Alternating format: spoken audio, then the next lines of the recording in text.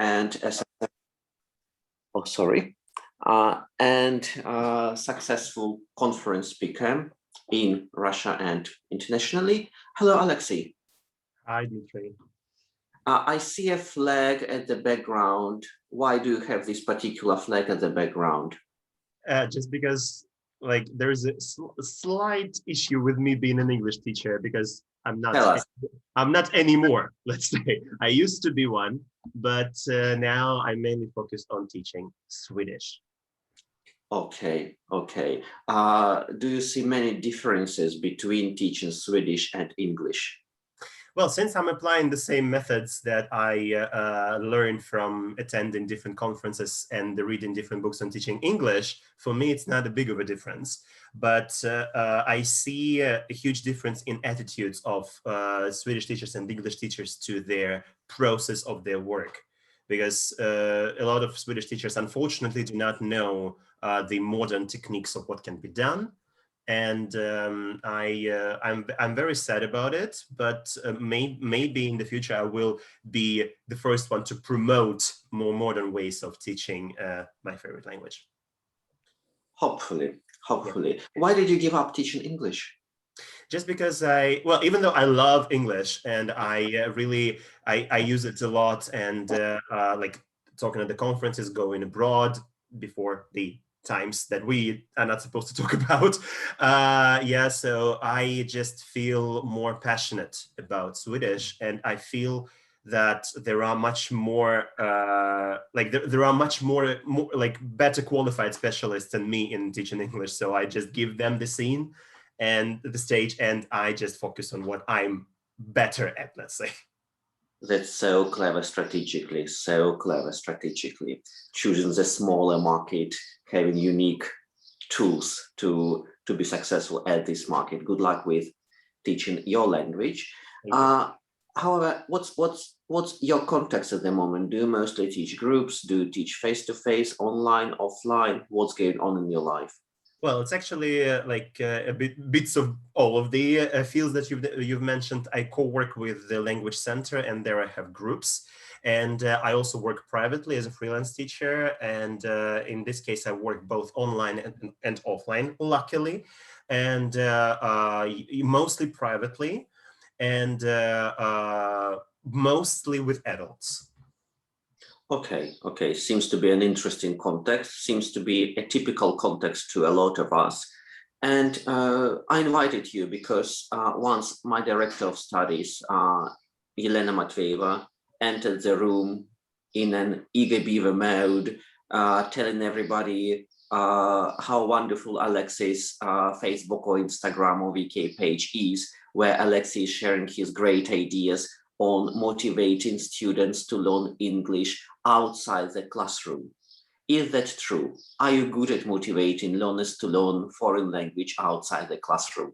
Well, I would say that I am, but my situation is a little bit more peculiar than the others, just because as I mentioned already, I don't teach English. So Swedish is the language that not so many people learn because of the need, but mostly because of the desire to do that.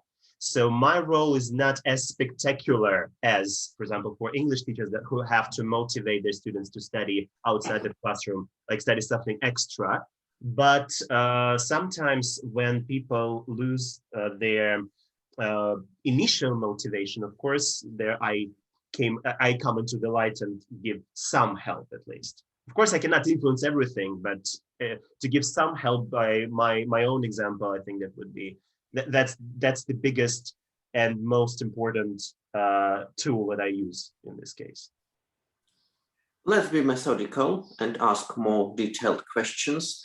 I know that you motivate somehow learners to read quite intensively outside the classroom, and I know that you use social media for doing that. How do you use social media for motivating learners to read more outside the classroom? Well, first of all, because reading is not only about reading books, for example, and articles, it's also about reading some social media posts and afterwards creating them on our own. And that's why sometimes I provide my students with our own account, for example, on some social media. For example, if I work with groups, we create an account together, and they post different things there, and they just they read each other's posts, and they write their own. And people outside of our bubble, let's say, they might read this post, and that actually provides people with the motivation to write and read, just because they put it like into the bigger world, and that breaks that also breaks the language barrier, and that gives them a boost of confidence as well. So basically, if the learners are of a lower level, for example, in some elementary or pre-intermediate, they can use Twitter, which is much shorter than, for example, Instagram or Facebook, and then they can get some information from there, because the texts are rather short and they don't have to put a lot of effort into reading them or writing them. Then when it comes to intermediate level, so it's mainly about posting on Instagram, because the word limit there is like more than on Twitter, but less than on Facebook, and then they can control it in this way. And then when it's advanced or proficient students, they can do it on Facebook, where there are basically no limitations.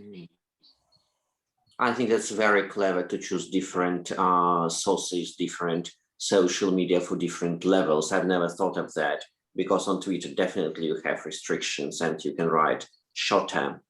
That's why there are a lot of politicians there, perhaps elementary level learners. Kidding. And then when you are a bit more advanced, you go to Instagram, still with word limit, but lots of images, of course. And then you go to old, boring, still effective Facebook, where you can write long reads. That's exciting. What about books? Because you mentioned that. I have one more question. It's a quote you've heard many times, I bet. It's, but my learners will learn bad language from other learners. What's your answer to that? When I'm writing something in Swedish and my group mates are reading it and they're learning my mistakes, they're learning bad language from me.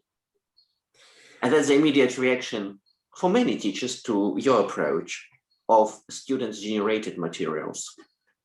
Well, first of all, my main goal with having them produce their own text and post them there is for them to boost their confidence on that they can express them freely and still be understood. Because usually when they post something, their texts are quite easy to read anyway. There are not so many like crucial mistakes, and if there are, there is a part of my working process to help them. I mean, they post like, if we talk about the group, for example, there is a person in charge who posts these things out in the world. Then it's my job to read the post, make some corrections if needed, and then send like the screenshots of these posts to the student, explaining what was done well and what was done in the wrong way. And that actually helps them to build up a better system and a better confidence, because the more posts they write, the more correct they sound, and the better example they provide for each other and for people in the rest of the world. So now it's getting more complicated. First of all, we're using different media for different learners based on their level. We use Twitter for elementary learners, Instagram for intermediate learners, and advanced learners have to go on Facebook, where they can write longer posts. Now, a student creates a text, a post, and posts it or sends it to the teacher, and the teacher gives feedback and error correction. And then the student's final achievement is getting public. And I think that's great. I think it's an amazing motivation too. However, at the Dmitry Nikitin School, I have a problem. And I also invited you because I wanted you to give me some advice. At the Dmitry Nikitin School, every teenage student is supposed to read 5 books per year, and they do read 5 books per year. They write reviews, and they present their reviews during portfolio presentation. I'm about to attend today after our meeting. Our little angels, teenagers, are presenting their portfolios, and part of portfolio presentation is presenting book review in a certain form plus creative project. In the summer, obviously, we want to help our learners to read books, and we want them to read books. Their parents want them to read books. Learners want to read books, and surprise, surprise, their book lists are endless and they never read them. How can we support our learners who really want to read a book or some books in the summer? How can we push them gently to actually read the book? Well, that's probably the wrong person that you're directing this question to, because I don't work with teenagers. But yeah, but what would you do with adults? Adults have the same problems, I think. I have endless reading list, and I would love to have some support as well. Well, first of all, I think we should, basically we should determine the level first. We don't have to, if we are, for example, at some pre-intermediate to intermediate stage, we don't have to read, for example, I don't know, like Narnia stories, for example, because the language may be way too complicated.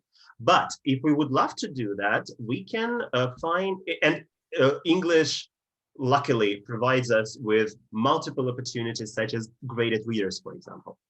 They and basically, if you can find a book that your students really want to read, we can just browse through the existing graded readers, eventually find a book that would be suitable for the level, and then the student might read it and actually feel really satisfied with the fact that they are reading this. They can read the actual literature, of course, in a simpler language sometimes, but at the same time, they can, for example, if they, for instance, if they read, like if they have read something before, like I mean, some book before written by an English writer or any other writer for that matter, but in Russian, and then find it in English, that might be also a sense of achievement that they can understand everything much more easily.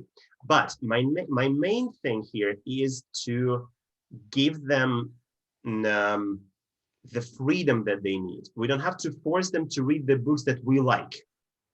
We have to find out what they are eager to read, what they are,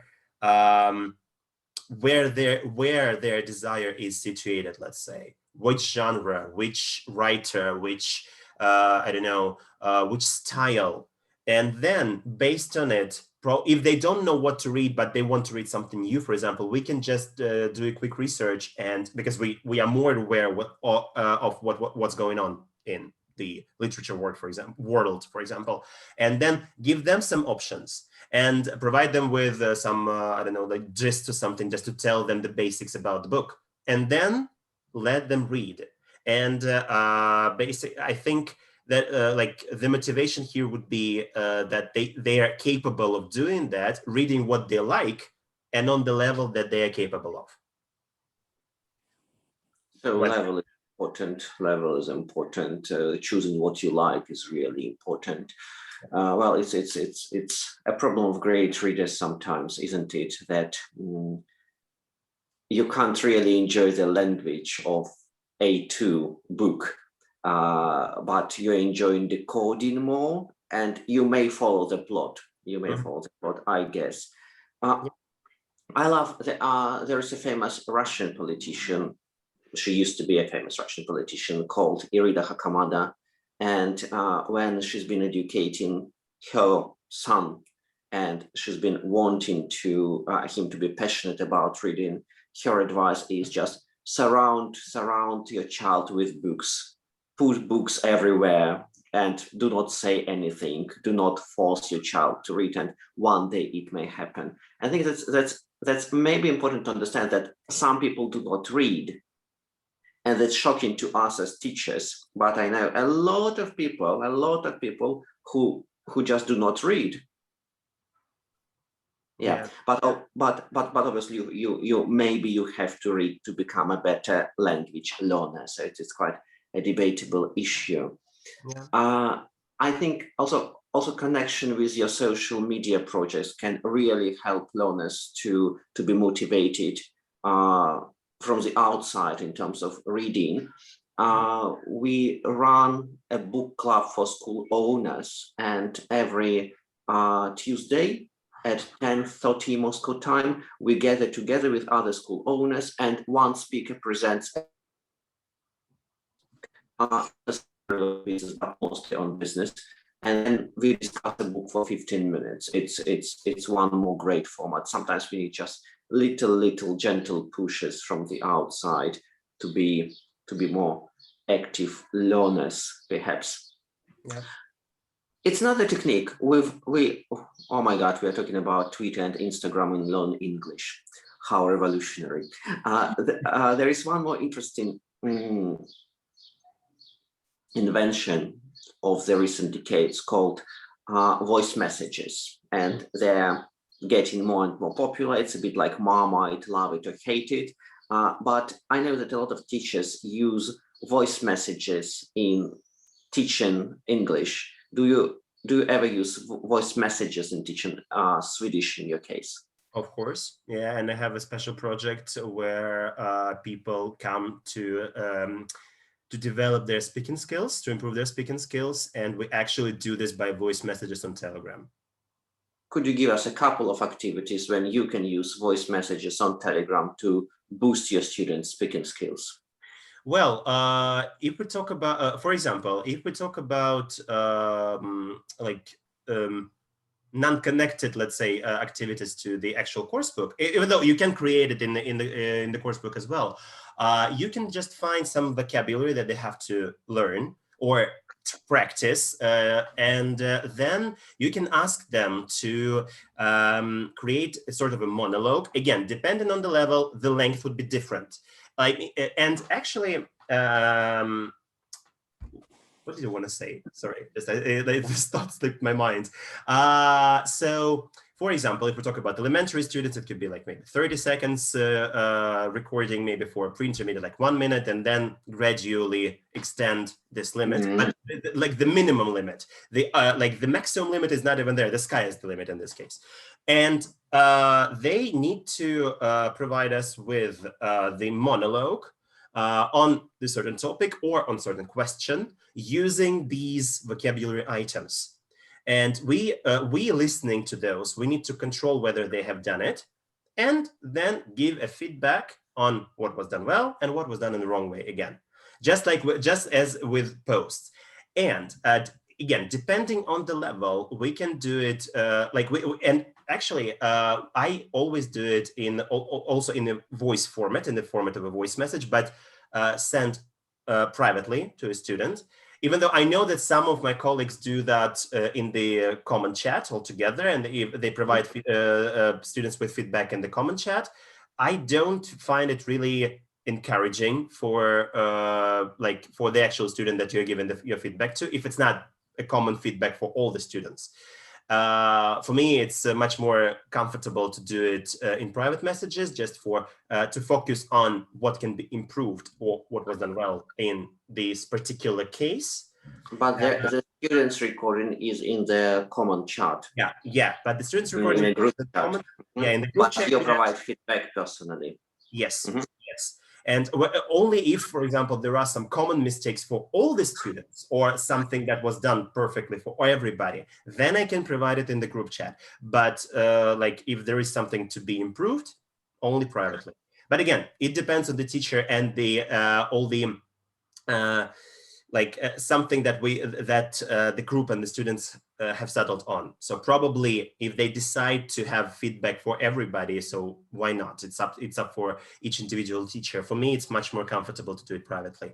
And but when they do it in the group chat, they can listen to each other. Again, probably learn some bad language, as you've already mentioned, but with the posts. But they can improve their listening skills as well, because they need to listen very carefully to what their partners are saying. And sometimes, it doesn't happen often in my case, just because there are much fewer students who study Swedish, and these group chats are quite small.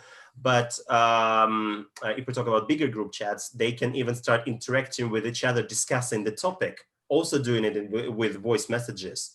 And if they agreed on doing that, there is not big of a problem to send these messages to a group chat and then follow the discussion. It might be a little bit harder for the teacher to provide a feedback, but it depends on what people have decided about. I mean, for example, if they decided that the teacher only gives feedback on the actual recording, the actual monologue, it's one thing. If there is more, of course, we can discuss more. Usually, it doesn't take much time actually to give feedback. And if, for example, a teacher is willing to do a feedback on the discussion that has started, why not? Yeah, might be done differently. And how do you provide feedback? Do you do it in language 1, in language 2? Do you do it in a written form, in an oral form, recording a message back? I always do it in oral form, and if, for example, only if I need to provide a student with some vocabulary that could be done better, or maybe some correction that was with maybe some structure, so then I can write it, but not like the whole message, only the examples. And in this, like in the lower levels, I do it in language 1 and L1, more often. In case of more advanced students, I try to do it in L2, and but sometimes in this case, I actually follow the pattern of what they really want to do, because sometimes it's just easier to give such feedback, especially if it's a long one, in L1, for them to understand everything a little bit better. Probably if there are some shades of meaning that might be reflected in L1, maybe even better than in L2. So it's easier to incorporate some L1 in L2 if needed. So, but if we talk about lower levels, almost all the time L1. People can argue about that, but that's just, I think it's much more efficient to do it this way. There should be the right answer within a group of people, but in the world there are no right answers, of course. So yeah, and we've been talking a lot about L1, L2. Just in case you don't know, L1 is language 1, which is our first language, and L2.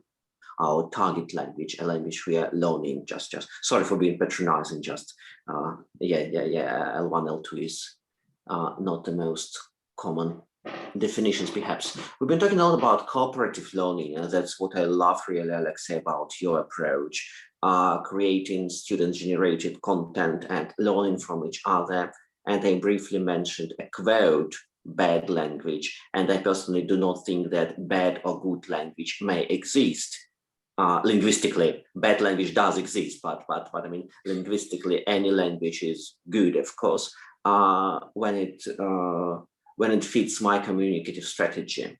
And my Chinese is elementary, but when it fits my communicative strategy, like saying hello when crossing the border in ancient, before lockdown times, of course, I was on cloud 9, very happy, saying hello, how are you? And they told me welcome to China, and said, oh, thank you very much in Chinese. Oh my God, I was so happy. So good. And we've been talking a lot about, I loved, what I really loved about Alexei's feedback part is that you are concentrating not only on giving productive feedback, or red feedback as it's called. In Russian, it's called negative feedback. But you are also concentrated on giving positive feedback, what went well. Mm-hmm. And sometimes we ask questions, what went badly, and which is good, and what can be improved, and is good. But we do not really pay much attention to what went really well. And some learners may use vocabulary they learn from computer games, from reading their books, from chatting to their friends abroad, and it's nice to share it. And let's wrap up the conversation with talking about homework, which is of course important. A couple of pieces of advice, a couple of tips how to motivate learners not to stop doing homework in the summer.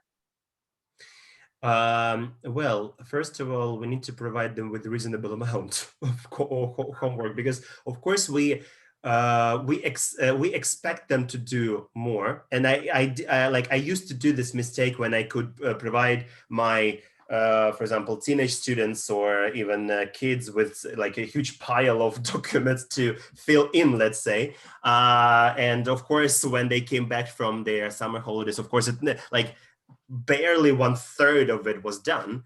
But I think the second tip here would be to focus on what they really want to do. Of course, we want them to revise the vocabulary that they have studied throughout the year. Of course, we want them to remember everything. But I think they would learn a little bit better if they find something that actually is in their field of interest. And if they don't want to talk about politics and they don't want to learn about politics and remember these words, why bother in this case? Because they need to do it for their joy and fun throughout the summer, because they want to relax. They want to divert their thoughts from actual learning. And they can do, for example, some extensive reading just to enjoy. And just not to focus more on some structures and whatever. So I think it's really vital to take into consideration what they are about, not what we want them to remember, but where the material that we want them to remember can be found in what they are interested in. So if we can find this combination, there would be a perfect solution for a well-done homework after the summer comes to an end. Hopefully. And I just wanted to add that there is nothing wrong in being relaxed. And maybe summer holidays originally were created for people to relax. And maybe that's fine for learners to relax and not do anything for a couple of weeks or maybe for 3 weeks, just to put everything in order in their heads, because I think by the end of the academic year, our heads, they're like messy wardrobes, and then we start cleaning them by not adding anything to it, because if you want to clean your wardrobe, you can't really add anything to it. You have to deal with what's inside already. And I remember from being a teacher many years ago, but for a long time, oh my God, I remember that by the end of the academic year in May, you feel demotivated because you feel your learners didn't learn much. And then you come back to the same learners in September and they think, oh my God, they learned so much, because you had some time to realize what had happened. And I think that's important. Being lazy is important. So today with us was Alexei Lebedev, all the way from Moscow, a Swedish teacher now, as it's turned out, who shared us his advice on teaching English from his past and teaching L2. Any language. L2, let's say, target language. Thank you, Alexei, for your time. I can imagine how hectic your life is. Thank you for sharing your knowledge. Thank you for having me. It was a pleasure. The pleasure was all mine. Oh my God, we are so British, so polite. So see you in 2 weeks and goodbye. Bye. Даже так, окей. Все, я остановила, да, Сергеевич сразу любит выходить. Я как-то был к этому не готов, ну окей, ладно.